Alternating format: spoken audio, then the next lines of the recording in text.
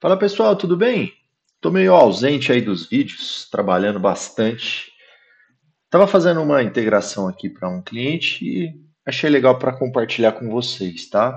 O que acontece? Vira e mexe, a gente que tem ou loja online ou loja física, a gente utiliza RPs, né?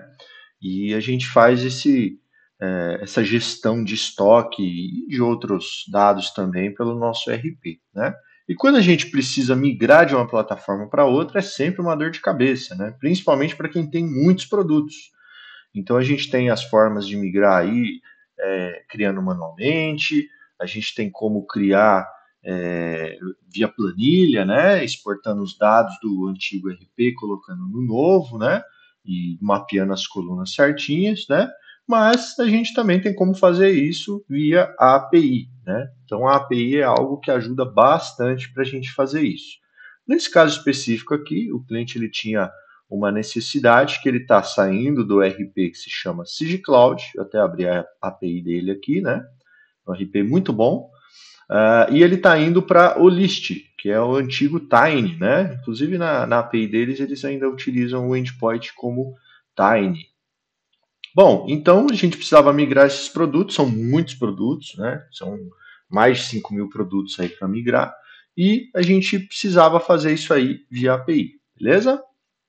Então, qual que é a ideia aqui? É mostrar para vocês mais ou menos o como que o poder que o N8N tem para fazer essas automações, né? Transformar coisas que às vezes ia demorar dias ou semanas para fazer, né? A gente consegue fazer em poucos minutos ou em poucas horas. Bom, como é que funciona esse fluxo aqui, tá? Esse fluxo aqui, na verdade, ele cria produtos, né? Então, ele vai pegar aqui a minha conta do Tiny, né? Fiz uma continha aqui de teste, onde eu tenho aqui o cadastro de produtos. Não tenho nenhum produto, então eu teria que incluir o produto aqui, colocar todos os dados, né? Ele vai fazer essa inclusão para mim, puxando da minha outra plataforma que eu já tenho cadastrado, né? Então, começando o fluxo aqui, eu deixei como um clique mesmo, mas poderia ser um agendamento, alguma coisa do tipo, né, de horário. E aqui, esse nozinho aqui primeiro, na verdade, ele define o skip, né? Então, eu queria mais demonstrar para vocês não como funciona, porque vai ser um caso muito específico. Se você estiver migrando do SigCloud para o Tiny, mas para vocês entenderem a ideia de como a gente consegue trabalhar com API e fazer de qualquer sistema para qualquer sistema, desde que ele tenha uma API, tá bom? Então, se a gente vier, por exemplo, aqui na parte de produtos, na documentação aqui da API, a gente tem um endpoint chamado produtos get all, né? Essa endpoint, ela vai fazer o quê? Ela vai puxar todos os produtos, beleza? E aqui a gente tem três dados que precisam ser preenchidos, né? No caso dessa API, dependendo da API que vocês vão utilizar, pode ser um, pode ser dois, pode ser três, pode ser outro tipo de autenticação, né? Mas basicamente eu preciso desses três dados obrigatórios. Fora esses três dados, a gente tem a parte aqui do query. O que é o query? É as coisas que eu posso limitar ou usar como consulta, né? Então, no caso aqui do SigClose, para esse endpoint, ele permite dois query. Ele permite o page size, né? Que é o tamanho da página, né? Que vai retornar quantos resultados por página vão vir. E eu tenho também o skip, né? Então, se eu não tiver o skip, ele começa do produto primeiro. Se eu tiver um skip, ele vai pular a quantidade que eu informar, tá? Então, voltando aqui para o fluxo, o que, que eu faço? Eu defino o skip como zero, porque a gente vai iniciar o fluxo puxando desde o primeiro produto, beleza? Depois, a gente usa aqui um nó de HTTP request, onde a gente faz a solicitação para esse endpoint aqui do produtos get all, beleza? E aqui eu passei aqui no direto na URL, né? Mas a gente poderia passar aqui no query parameters também, tá?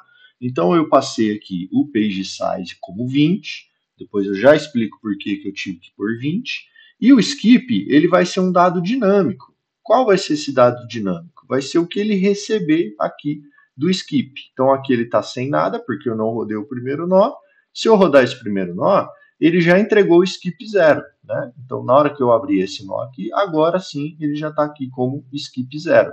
Então, ele já sabe que é para usar esse endpoint com 20 resultados, porém o skip 0, beleza? Depois vocês já vão entender por que a gente define aqui esse skip aqui dinâmico, tá? Depois que a gente recebe os produtos, a gente precisa mapear esses dados, né? Então, eu utilizei um no-code aqui para a gente pegar todos esses produtos e mapear esses dados. Para quem não sabe programação bem assim como eu, o que a gente faz? A gente pega o resultado desses dados aqui, joga num chat GPT, num cloud, alguma coisa assim da vida e fala, olha, eu recebo esses dados da minha API. E aí a gente pega aqui o da OList, né? Que se a gente entrar aqui na documentação, a gente vai ver que existe os endpoints também, né? Então a gente tem aqui o endpoint de incluir produto, né?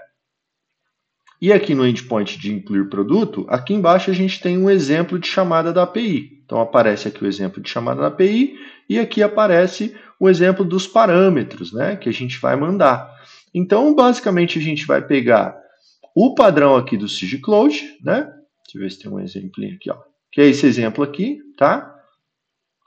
É isso aqui, ó. Ele vem nesse formatinho aqui e a gente vai pedir para converter para esse formato aqui. Então, qualquer inteligência artificial que vocês jogarem aí, eles vão conseguir criar um código, né, para o N8N. Então, basicamente é isso que a gente fez. A gente criou um código JavaScript aqui que converte os dados recebidos para um formato que a outra API vai entender. Então, recebi dessa API, converto os dados, passo para essa API, beleza? Aqui nessa parte aqui, a gente utilizou o endpoint, eu passei aqui o token, né, também, e aí a gente coloca o formato como JSON. No header, a gente passa o cabeçalho aqui do formato que eles pedem, né, isso é bem específico dessa API mesmo, né, a maioria delas utilizam JSON, e aqui embaixo a gente passa os dados que a gente recebeu do nó anterior, tá?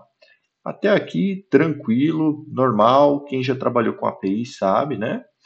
O bacana é que aqui na frente a gente coloca a parte do verifica se continua, né? Então, também feito via IA, tá?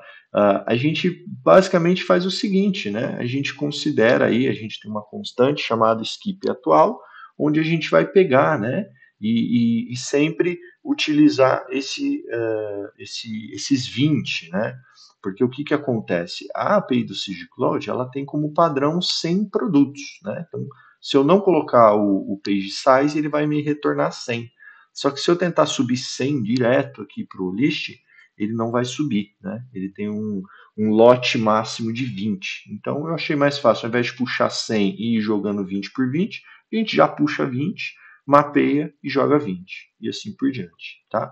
Então a lógica aqui, a gente tem um códigozinho aqui que ele verifica se é para continuar ou não. Dava para fazer isso com no if e tal, eu achei mais fácil fazer com o no code, tá? Mas basicamente, se ainda não terminou, ele vai continuar, né? Se já terminou, ele vai parar. E quem faz isso é esse nozinho if aqui, né?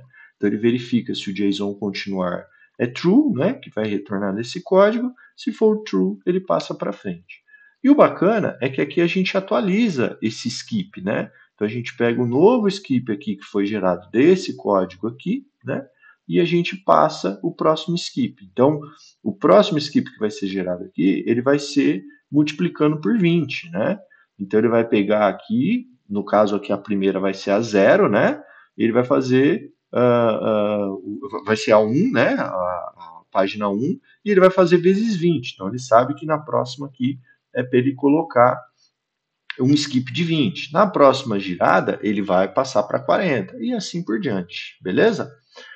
Eu também coloquei aqui um wait de 10 segundos, só para não ter sobrecarga aí na API, porque se a gente não colocar esse wait, chega uma hora que ela trava, né? E ele aguarda 10 segundos e depois ele retorna aqui, tá? Então, a gente não tem nenhum produto aqui cadastrado, vou atualizar aqui para vocês verem, beleza? E aí o que a gente vai fazer é simplesmente rodar esse fluxo, né? Então ele vai começar, Ele vai definir o skip, ele puxa 20 produtos, mapeia, vai incluir os 20 produtos lá na list.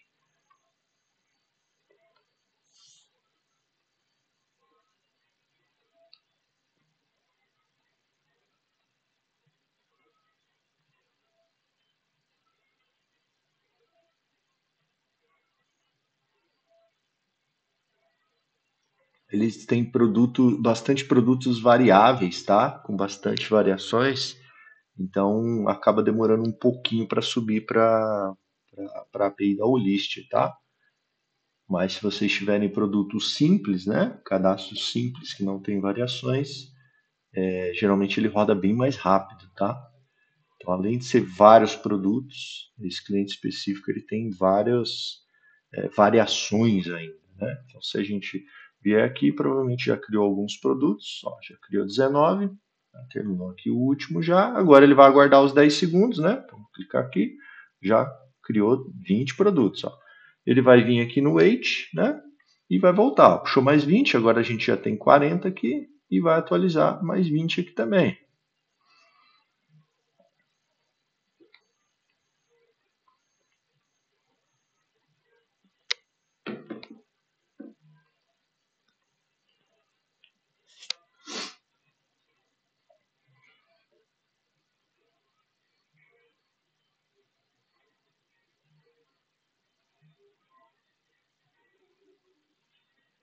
Vindo aqui, se a gente clicar, ó, já criou mais 5, mais 15 na verdade, né?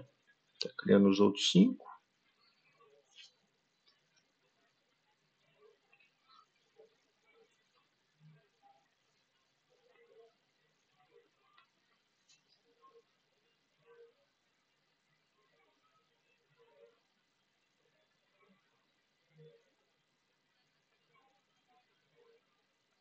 Pronto. Eu vou dar um stop aqui, que ele já criou 40 já, só para a gente não deixar muito longo, tá? Mas basicamente o que ele fez aqui, né? Ele pegou o initialize skip, ele puxou aqui os produtos, né? Então o skip aqui era 0, e na segunda rodada ele já gerou o atualize skip para 40. Então quando ele recebeu na segunda rodada aqui o JSON skip, ele já vem com o 40 lá do último nó, né? E assim por diante. Ele vai rodar 60, 80, até terminar todos os produtos, tá? Então aí com isso a gente já tem 40 produtos aqui cadastrados. Beleza? Eu fiz também a mesma coisa, mas segue a mesma ideia, o mesmo padrão, só muda os endpoints mesmo, né? Para a questão dos clientes, né? Então a gente tem um mesmo fluxo aqui, igualzinho, funciona da mesma forma, só que aqui ele puxa os contatos, né? Os clientes aí do sisteminha. Também começa com 0, depois ele puxa aqui, ele mapeia os dados, e ele inclui os contatos lá na API do Tiny, né, do Olist. Verifica se continua, atualiza o skip e passa para frente, e assim por diante. E a gente fez para pedidos também. Né? Então, a gente tem o mesmo fluxo aqui para a parte de pedidos. Ele inicia o skip, ele puxa aqui os pedidos, né? Ele mapeia os dados, ele inclui aqui no RP, ele verifica se continua, ele atualiza o skip, aguarda 10 segundos e volta aqui. Com isso a gente consegue agilizar muito aí essa migração, principalmente da parte de pedidos, né? E, inclusive aqui na parte de pedidos, como são muitos e muitos, né? A gente definiu aqui também, que aí nos parâmetros aqui de pedidos,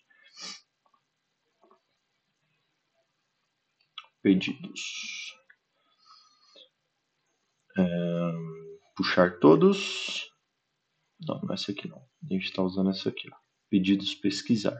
Aqui a gente já tem vários outros parâmetros de consulta, né? Dá para consultar pelo código, pela origem, pelo status. Então, a gente tem aqui, além do skip e o page size, né? Que a gente utiliza, a gente tem também a data inicial e a data final. Então, como iam ser muitos dados aí, que o cliente tem 5 anos aí, muitos pedidos, para não sobrecarregar tudo de uma vez, a gente consegue definir lá na query, né?